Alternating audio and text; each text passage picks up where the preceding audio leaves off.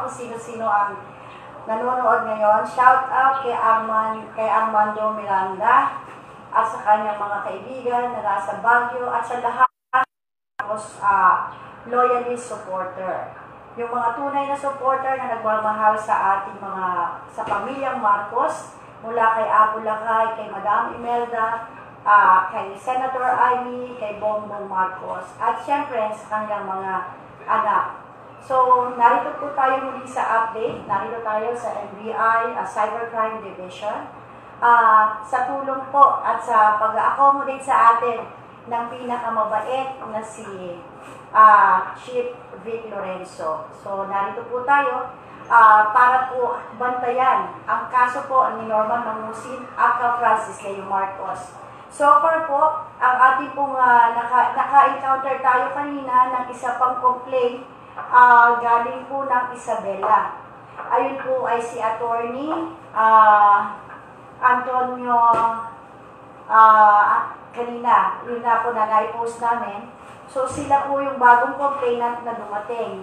Habang po nag-aantay tayo dito ng mga complainant mula po sa iba't ibang lugar na masabi natin niloko di umano ni Norman Mangusin. Ayun. Si Mr. Henry Banda at saka si Attorney Antonio Chavez. Sila po yung mga administrative staff o administrator ni Antonio Villamor Sr. doon po sa 39,000 hectares sa Santiago, Isabela, Nueva Vizcaya at sa Quirino. Yung malalaking lupain na binabanggit ni Francis Leo Marcos sa kanyang video na kanyang asyenda. So ito po ay hindi pag-aari ni Francis Leo Marcos at ito po ay pag-aari ni Antonio Villamor Sr. So kung titingnan po natin ang lahat ng mga complaints sa kanya, makikita po natin na talagang solido po na marami talagang kaso si Norman Mangusin alias Francis Leo Marcos. Hindi po ito persecution na tulad ng sinasabi niya at hindi rin po ang gawa-gawa ito dahil ito ay lahat ay previous cases at saka yung mga bagong kaso po. So atin pong binabantayan kung ilan at sino-sino po ang magkakaroon ng complaint.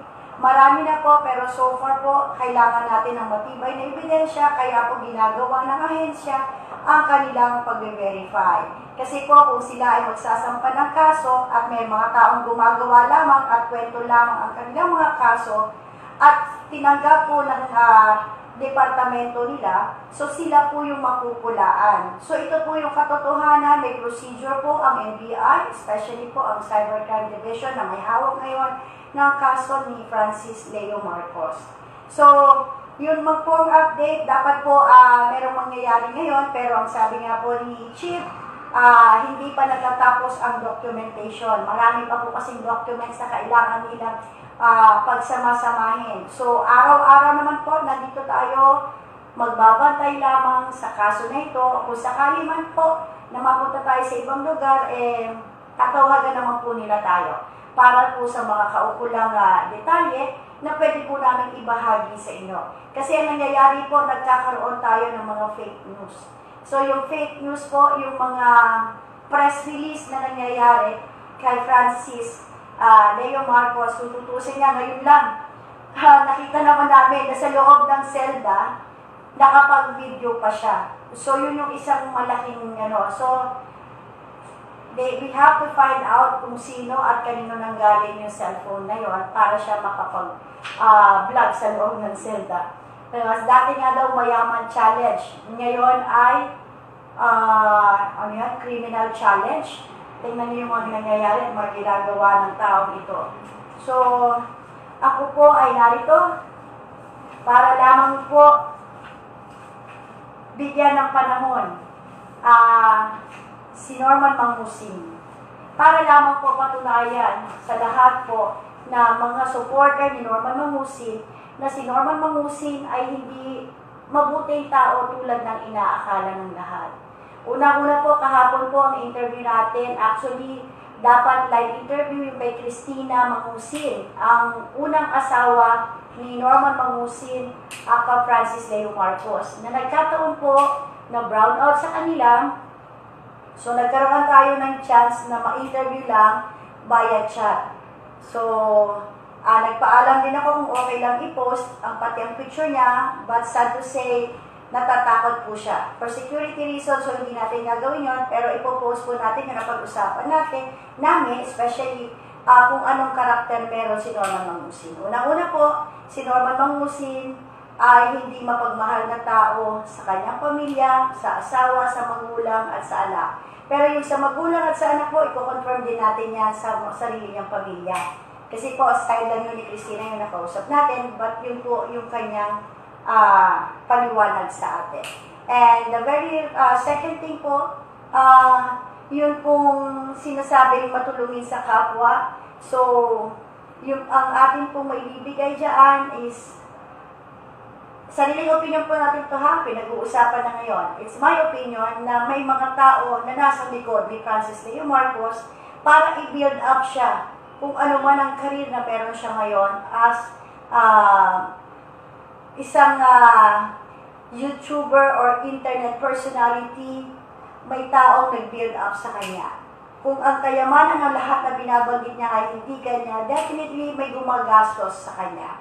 So, lahat po ng gumagastos sa kanya, malalaman din natin in the future kung sino-sino ito. I guess Sian was right. Some of yung testimony ni Sian, nung may katotohanan. Pero meron pa rin po behind that. So, kung sino man po yung nag-finance, definitely hindi rin po si Mr. Bernard Chong ang nag-finance sa kanya. So, babalikan namin kayo kung ano man po yung magiging update. So far, ito lang po yung update namin. So, hindi natin tatantanan kung ano ang katotohanan, mailabas lamang ang katotohanan sa taong ito na niloloko ang sambayan ng Pilipino. At hindi lamang po ang sambayan ng Pilipino, kundi kasama na rin po ang iba't ibang, kasi this is international. So, kung ito man ay isang malaking sindikato, ito po ay ating malalaman. Kung si Norman Mangusin ay nag-iisa, napaka-imposible naman po dahil unang-una wala siyang i-finance para sa sarili niya. Walang DTI, walang SEC, walang pag-aari, kahit ano. So, napaka-imposible. So, siguro hindi naman ganun tayo kabobo lahat. So, yun lamang for the time being. So, I'll see you all tomorrow again for new updates. Antabayanan lang po. Maraming salamat po. Marie Rojas, DCW News and